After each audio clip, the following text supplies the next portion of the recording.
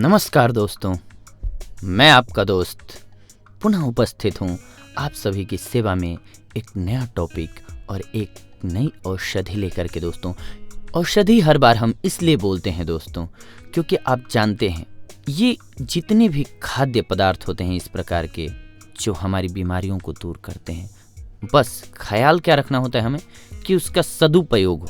अति का न बोलता, अति का न चूप, अति की न धूप, अति की न छाँव, अति सर्वत्र वर्जयेत। जी हाँ दोस्तों, कहा गया है कि किसी भी चीज की जब अति हो जाती है तो अच्छा नहीं रहता है दोस्तों।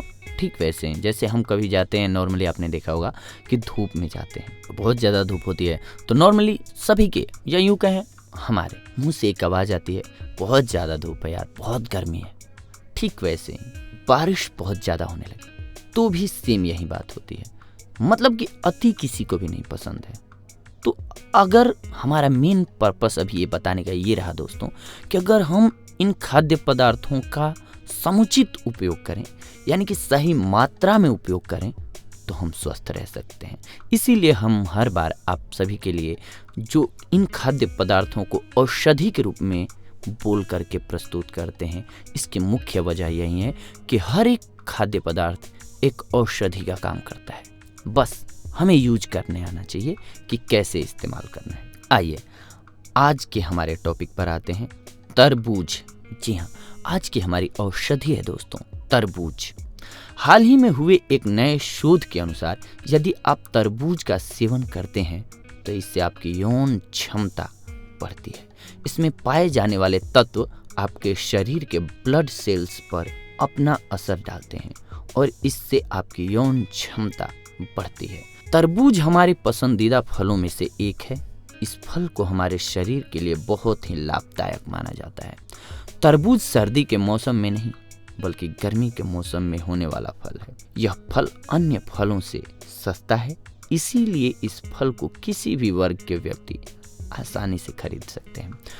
तरबूज की खेती भारत के सभी स्थानों पर की जाती है दोस्तों।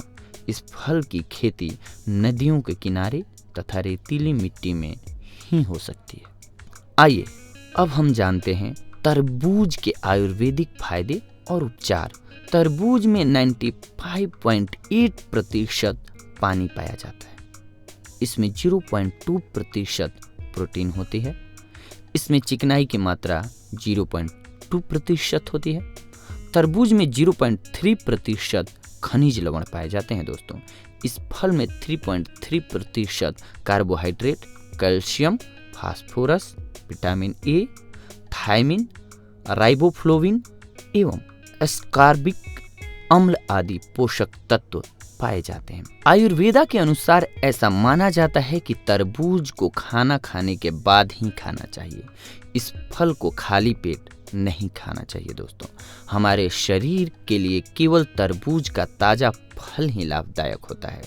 कटा फटा व बासी फल खाने से हमारे शरीर को नुकसान भी हो सकता है।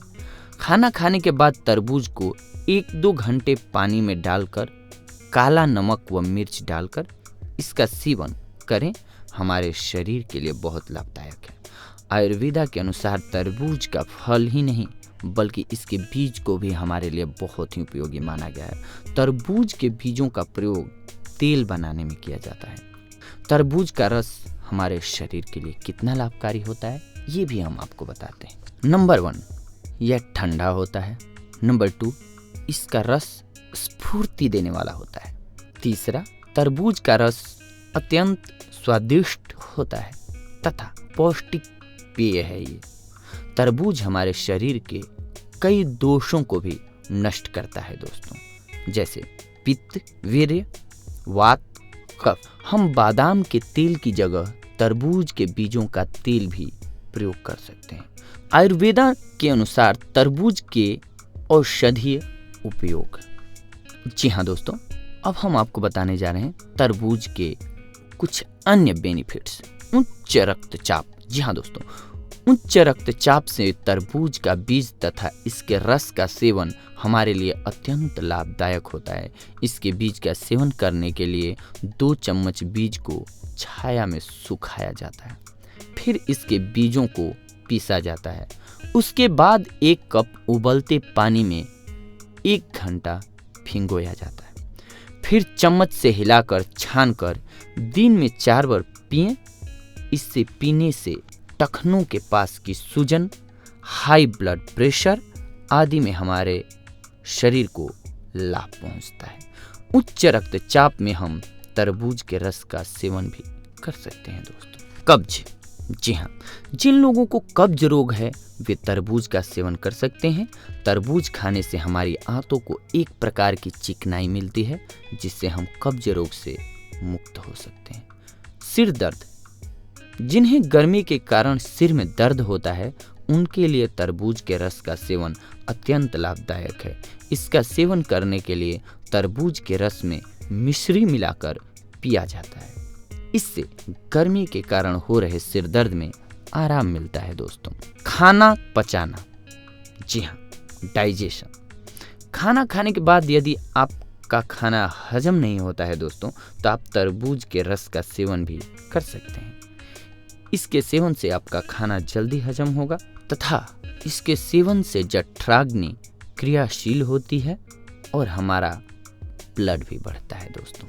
इसके साथ साथ मूत्रावरोध, जी हाँ दोस्तों, अगर आपको पेशाब होने में प्रॉब्लम होती है तो उसे भी ये दूर करता है। थकान, जी हाँ, अगर आप तरबूज का सेवन करते हैं तो आपकी थकान गायब हो जाएगी दोस्तों। पीलिया, जी हाँ, किसी मरीज को अगर पीलिया हुआ हो तो उसे आप तरबूज खिलाएं, वो जल्दी स्वस्थ हो जाएंगे। अगर आपको लू लगा हो तो भी तरबूज काम आता है दोस्तों। मसूड़े की बीमारी हो तो भी आपको तरबूज सहायक साबित होता है। रक्त वृद्धि, जी हाँ, तरबूज खाने से आपके शरीर में ब्लड की बढ़ोतरी होती है दोस्तों। मूत्रदाह, जी हाँ, यदि आपको पेशाब की जलन को दूर करना हो तो आप तरबूज का सेवन कर सकते हैं दोस्तों। इससे आपके पेशाब में होने वाले जलन से राहत मिलेगी। ज्वर यानी कि बुखार में यदि आपको ज्वर है तो आप तरबूज के रस का सेवन कीजिए, आपको राहत मिलेगी।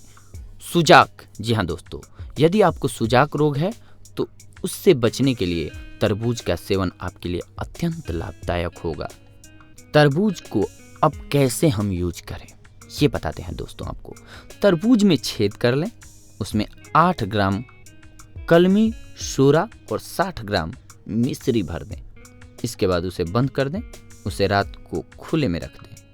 सुबह उसके अंदर से पानी निकालकर 1 सप्ताह तक पिएं। इसे पीने से आप सुजाक रोग से मुक्त हो जाएंगे दोस्तों। सूखी खांसी में भी ये बेहद लाभकारी है। यदि आपको सूखी खांसी है तो आप तरबूज का सेवन कर सकते हैं। इसका सेवन करने के लिए पहले तरबूज के टुकड़े कर लें, फिर टुकड़ों पर काला नमक डालकर खाएं। इससे खाने से आपकी खांसी बंद हो जाएगी दोस्तों। तो इस प्रकार से आज की हमारी औषधि रही दोस्तों तरबूज। अगली बार हम आपसे मिलेंगे एक और नई औषधि लेकर के, एक और नया टॉपिक लेकर के। तब तक के लिए धन्यवाद।